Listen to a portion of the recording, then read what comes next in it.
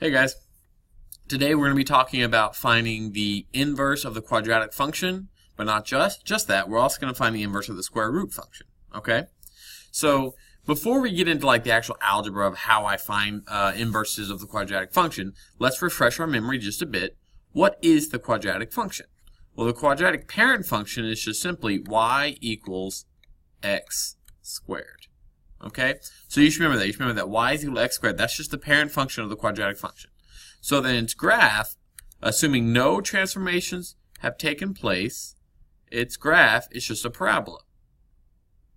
So it looks something like that, like a U. Okay, so it's just a parabolic graph. Okay, so that is the original guy. Okay, let's go ahead and talk about the domain and range of the parabolic function, just because we can. Okay, so the domain of this guy, remember, domain is left to right.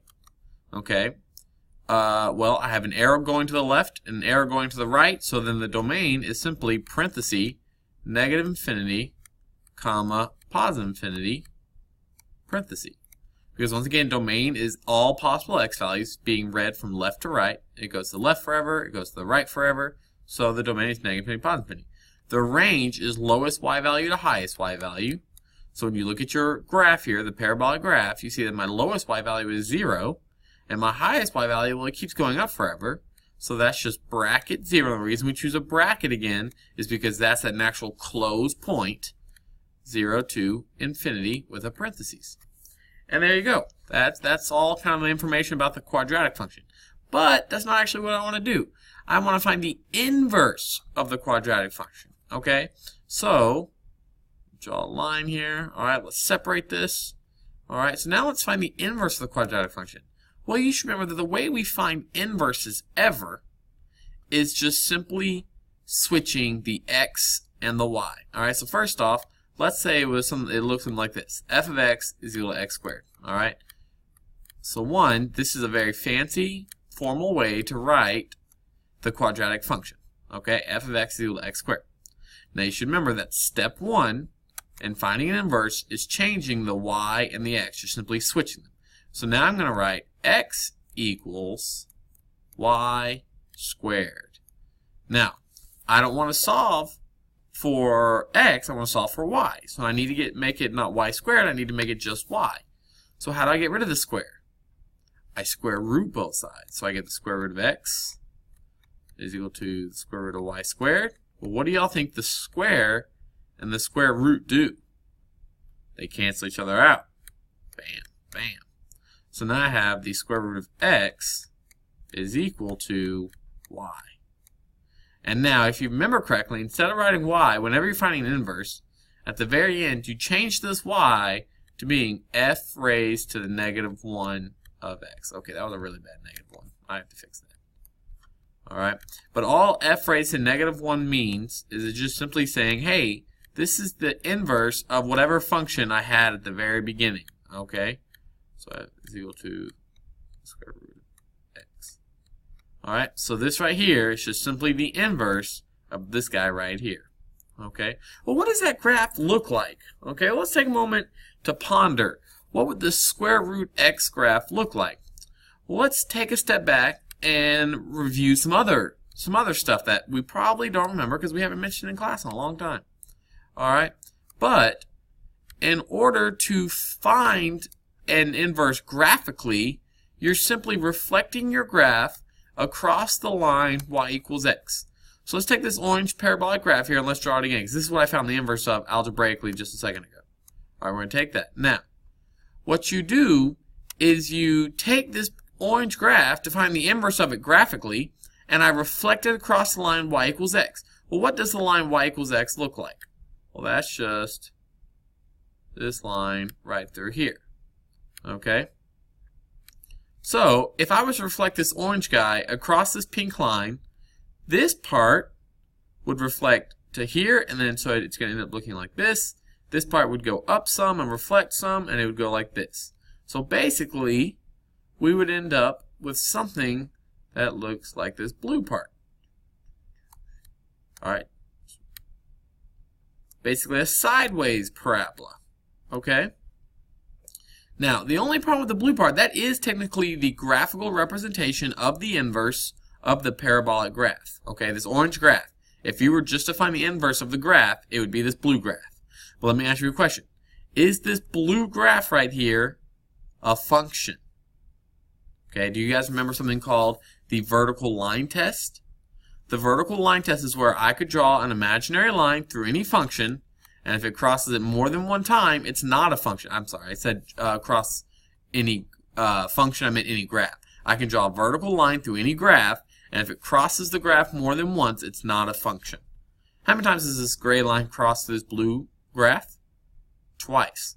So is this blue graph, like it is currently, is it a function? No, it's not. So what if I wanted it to be a function? What could I do? Well, you would do something that's actually called restricting the domain. Okay? And that's where you just simply basically say, hey, I'm going to ignore part of this. I'm just going to pretend it's not there. Because by doing that, I then can keep it from the gray line crossing through twice. Okay? So let's say I did. Let's say I just decided, hey, I'm not going to care about this bottom piece of this blue graph. I'm just going to care about this top piece. So then all I would have is this. So now if I was to draw a gray line through it, how many times would it cross? Only one time. So therefore this blue line is a function. And you know this graph here, right here? Do you know what we call this graph? Do you know what we call this graph? We call it our square root function graph. Okay? This is what the square root function looks like. Let me show you specifically on a calculator. But that is what the square root function looks like. The calculator just makes it look a little bit neater. Second square root of x. I hit graph. And there you go. That is your square root function graph. Okay? Excuse me. It just shoots off. Okay? I go whoop, you know, just whoop, swoop. Alright? Just picks up and goes. Alright? Now, let's pause for a second and think. What is the domain and range now? Alright, what is the domain and range of just this guy? Not the big blue guy, because I'm restricting part of the domain. Okay? So what is the domain and range of this guy right here? Well, once again, domain is the set of all possible x values. And so my most left x value is 0. My most right x value, well, it keeps going on forever. There's an arrow pointing to the right, saying it's going to go on forever to the right. So that is simply infinity. Now let's talk about my range. Take a moment, see if you can figure out range without me. Alright, well if you said the range was from bracket 0 to infinity, you are correct. That is exactly what it is. It is 0 to infinity. So it's because the range is lowest y value, highest y value. So it starts here, and then my graph continues to go up, up, up, up, up, up, up, up, up, up forever. So that would be infinity. Alright? So that is the parent square root function, okay? This guy right here, you might just see it as y equals square root x a lot. That is what we call the parent function of the square root function. This is its graph right here, okay? But our focus for today is actually going to be finding the inverses and then restricting the domain range as the problem changes. And we're going to talk about that, all right? We're going to talk about what that means and all that good stuff. All right, so let's look at the notes that hopefully you took home, or you have, or you know, whenever you're watching this video, maybe you just need to write it down. But I am going to make copies of these notes for you. All right, so let's look at these notes and let's try to work out some of these problems. All right, it says write the inverse of each function. It should say function, not functions. Then give the domain and range of the function and its inverse, restricting the domain and range as necessary so the inverse is a function. We're going to talk about that. That's going to be an important piece. Okay? Alright, so first thing it says is write the inverse of each function. So we need to find the inverse. So what do I do to find inverse? What's the first thing I do? I switch x and y. Very good. Remember, f of x is really just like a fancy y, so we're just going to switch y and x. So now we're going to say x equals y squared minus 2. I now need to solve for y. So the first thing I do to solve for y is I get rid of any additions or subtractions. So in this case, the first thing I need to do is add 2 to both sides. So now I have x plus 2 is equal to y squared. Alright? The next thing I need to do now is to get y by itself. I need to get rid of the squared. What's the opposite of squaring something? Square rooting it. So I square root both sides. So I square root x plus 2 is equal to, I square root y squared. Alright, square root of x plus 2, I can't do anything there. It's stuck. So it's just square root of x plus 2 is equal to the square root of y squared. The square and the square root cancel each other out, so you get just y. So bam, that is the actual inverse. So I could say f raised to the negative 1 of x is equal to the square root of x plus 2. Okay, so now I need to state the domain and range of the original function and its inverse. Alright, so let's talk about this function right here. X squared minus 2. Okay, let's go back to the transformations we talked a lot about. What does it mean to do minus 2? It means to take the graph and shift it down 2. Okay, so if you remember, this is the original parent function of the quadratic function. This is its graph. Okay, so I shift it down 2. What's the only thing that's going to change about domain and range? What's the only thing that's going to change about the domain and range if I shift this guy down 2? Yeah, the range. The domain's not going to change. I didn't move left or right at all, and I still, it didn't matter if I would move left or right at all on the quadratic function because I'm still going to the right forever and going to the left forever.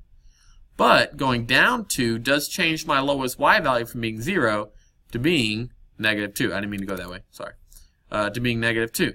So I can say that the domain of the original, so I'm going to write that over here, is still negative infinity to positive infinity. And I could say that the range of the original is now bracket negative 2 to positive infinity. Alright.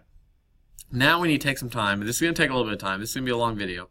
We need to take some time to talk about what does it mean to restrict the domain and range of a square root function. Well, take a moment and pause and think, what kind of numbers can you not take the square root of? What kind of real numbers can you not take the square root of? Hopefully you realize negative numbers. I know that some of you guys might remember, hey, didn't we talk about imaginary numbers? So can't I really take the square root of something like negative 16? Yeah, you could. You could take the square root of negative 16, and you would get 4i. Okay? But that's an imaginary number. And I'm not talking about the set of imaginary numbers. I'm talking about the set of real numbers. You cannot take the square root of a negative real number. Okay? Remember, imaginary numbers are not fake numbers. They do exist. They are very important. But under the scope of mathematics, there are sets of numbers. And right now I'm talking about in the set of real numbers. What can you not take the square root of? You cannot take the square root of negatives. Okay? So basically, we need to restrict the domain so that what's happening under this square root sign is always a positive number. So what values of x can x be that will always make this be positive? So in other words, what is the lowest x I can get and still remain either 0 or above? Well, here's how you figure that out. Here's how you restrict the domain. You say x plus 2 is greater than or equal to 0. Now pause. Think about that for a second. By saying x plus 2 is greater than or equal to 0, are you going to, this inequality means, hey, I only want this guy to be either equal to 0 or positive, because that would be greater than 0, right? So let's solve for x. So minus 2 minus 2. So we get x must be greater than or equal to negative 2.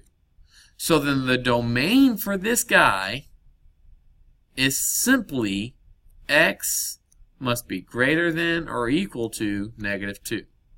If you want to write it out in interval format, you would write bracket negative 2 to infinity. And the reason we do that is because any numbers more to the left than negative 2 for this guy, any numbers more to the left than negative 2 for this guy would make a negative number under the square root symbol, and we cannot have that. Think about the number negative 3. That's more to the left than negative 2, right? If you were to plug in negative 3 for x, you would get negative 3 plus 2, which is negative 1. You can't take the square root of negative 1, not as a real number. Alright? So that's your domain. So then your range, well, I didn't move this graph up or down at all. Okay? There's nothing adding or subtracting after the function itself. So the range is still the same range it always has been.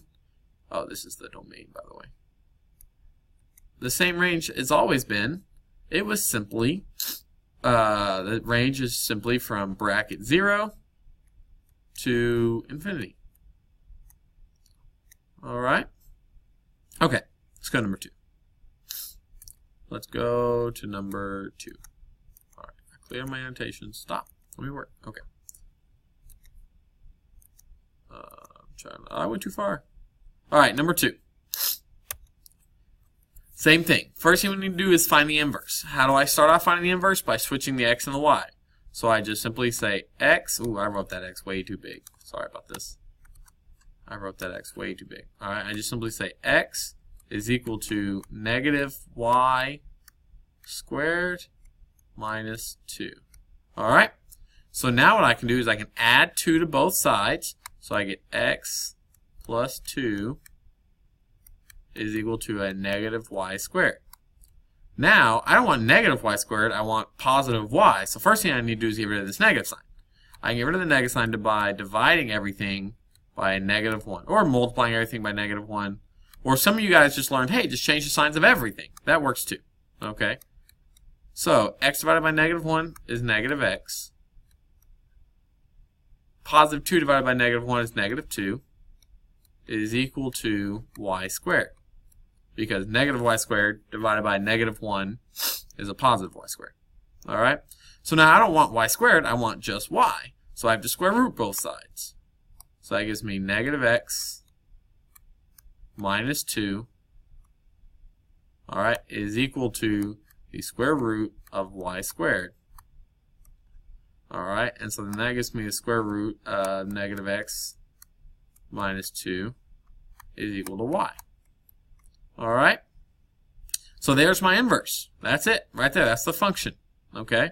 Now, the domain has not changed for the parabola. Okay? Even though we're reflecting it across the x-axis and moving it down too, the domain has still not changed. Okay? Because remember, what did the domain look like? It looked like this orange graph. So even if I was to reflect this and make it point downwards, and even move it down 2 more from there, would that change me from going to the left forever and going to the right forever? No. Hopefully you realize that. Okay? So the domain for this guy is still negative infinity to positive infinity. Alright? The range for this guy, however, is different. If you were to reflect it and move it down 2, it's now, due to the fact that you've reflected it, now the lowest y value is actually these arrows, which represents a negative infinity, and then you shift it down 2, so the highest y value now is actually negative 2. So the range is simply parenthesis negative infinity, comma, negative 2 bracket. Alright? Now I need to restrict the domain and range of this guy. Alright? So you remember how we did that? We took what was underneath the square root sign, and we set it to be greater than or equal to 0. Alright, because we always want it to be positive. Okay, we always want it to be positive. I've got to figure out what values of x will always make this positive. Okay? Well, I start off by adding 2. So you get negative x is greater than or equal to positive 2. Then you divide both sides by negative 1. Yeah, who remembers what happens when you divide by negative? That's right, the inequality sign flips. So you get x is less than or equal to negative 2. Bam! That's your restriction. In order for this to work, in order for this to graph, x must be less than or equal to negative 2. Alright, that is your restriction. It's also conveniently your domain. Alright, that's a very simple way of saying your domain. If you have restrictions on a graph, the restrictions are the domain. They're one and the same. Now the range. The range here has changed a little bit. Alright? Here's a nice way to check that. If you grab your calculator, and you guys could have been checking it on your calculator this entire time. I just, like to show you other ways of doing it. You can hit second square root of negative x minus 2.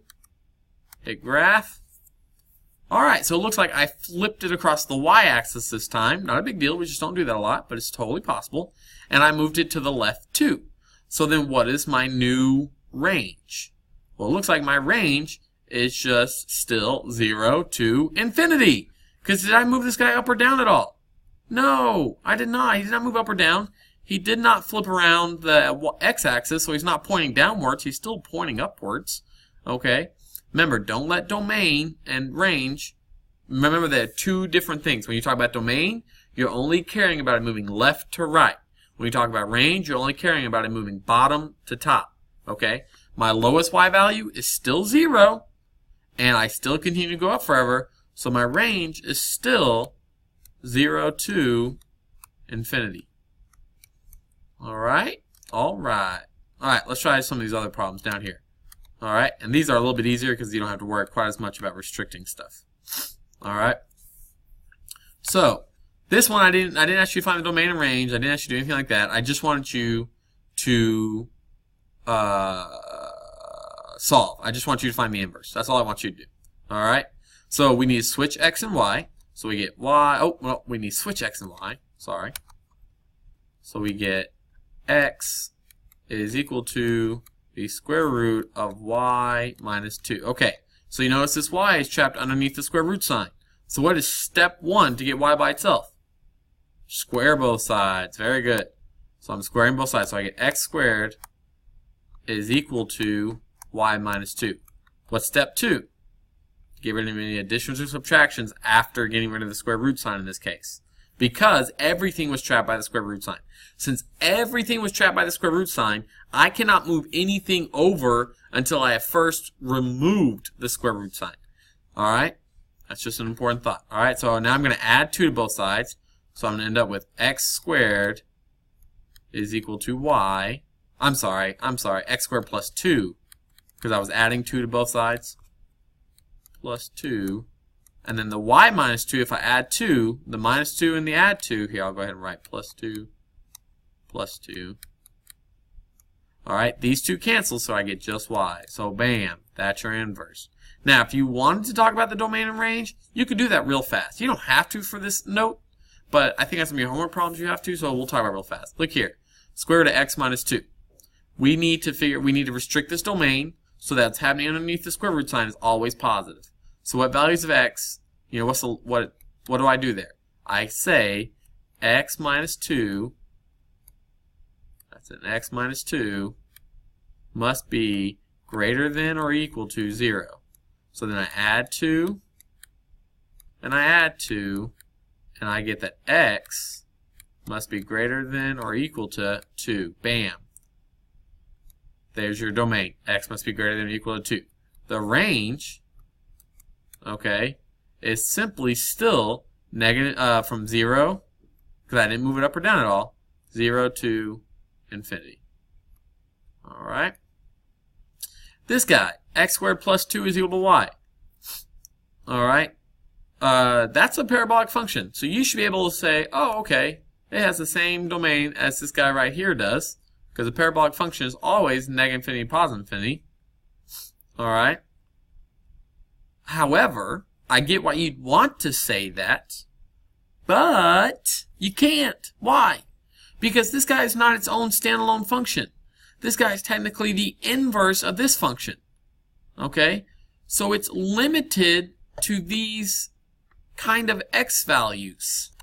But you have to think about the fact that you are not starting with all x values. In fact, the only x values you're getting due to our original guy, due to the fact, we restricted this guy's domain. This guy, we didn't restrict it. It is restricted. Okay? That's just the way it is. That's just life. It is restricted. Okay? So because of that, we can only start off with x values that are greater than or equal to 2 for this guy. Alright? But what do you know about, what do we know about inverses? We know that basically we switch the x and the y, so we switch the domain and range. Now you might be wondering, why didn't I do that on my prior problems after I found my domain and range? Because the inverse had square roots on it. Okay, so since the inverse had square roots on it, I had to do some fancy restricting. Parabolas have no restrictions. Okay, and that should make sense. Think about it for a second. Parabolas come from x squared. Okay, I'll do this in a random color. Parabolas come from x squared. Is there any number that you cannot plug in for x that would make a calculator say error here? No. No, there's not. Okay? But since there is for square roots, that's why our domain and range, we couldn't just switch them due to it being an inverse. Okay? But here, since I'm going from something that has special restrictions to something that does not have special restrictions, okay, then that means you can just switch to domain and range to get the correct domain and range. Alright? So the domain here is just simply from, make the range become the domain, so it's just simply 0 to infinity. And the range is simply y must be greater than or equal to 2. And that's it. Okay? I know that part's kind of confusing. Don't worry too much about the domain and range on that. Okay? Focus on being able to find the inverse algebraically. Alright? But do kind of try to think some through the domain and range. Alright, let's move on to number 4. We'll try it again. Alright, number 4. Before we find the inverse, let's change it up. Let's find the domain first here. Let's just do that because we're just talking about it. Okay. Negative square root of x plus 2. Alright, now this negative sign. Ooh, sorry. I apologize. This negative sign means I reflect across the x-axis. Reflecting across the x-axis does not change your domain. Alright? Does not change your domain. So, we still only care about what's happening underneath the square root sign. That's all my domain cares about. Remember, it just simply cannot be negative. So we have to say x plus 2 must be greater than or equal to 0. Subtract 2. So x is greater than or equal to negative 2. Bam, there's your domain. X must be greater than or equal to negative 2. Now, this negative sign does mean I reflect across the x-axis, which does change your range. Okay? So my range, well, for always so far, if you remember back to our graph over here, this was our original graph, right? Y'all remember doing that? Well, if you were to reflect this across, just reflect across the x-axis, you're not moving up or down at all, you're just reflecting across the x-axis, this is what you'd end up looking like. Like that right there. Okay? So then what is the range of that red portion right there? Well, hopefully you realize it's going down forever and then going up to 0, so it's from negative infinity to 0. Alright? So the range is just simply from negative infinity to 0. And 0 gets a bracket. Alright? Alright. So, let's now actually switch the x and y and find the inverse. Okay? So this becomes x is equal to negative square roots of y plus 2. Alright, what's the first thing we need to do? Not get rid of the square root. That's not the first thing we need to do. The first thing I need to do is get rid of the negative sign outside the square root. I have to get the square root by itself before I can get rid of it. So I divide both sides by negative 1. Now, this negative 1 over here on this right side, it's applying to the entire square root. It's not inside the square root. It's still talking about with outside the square root.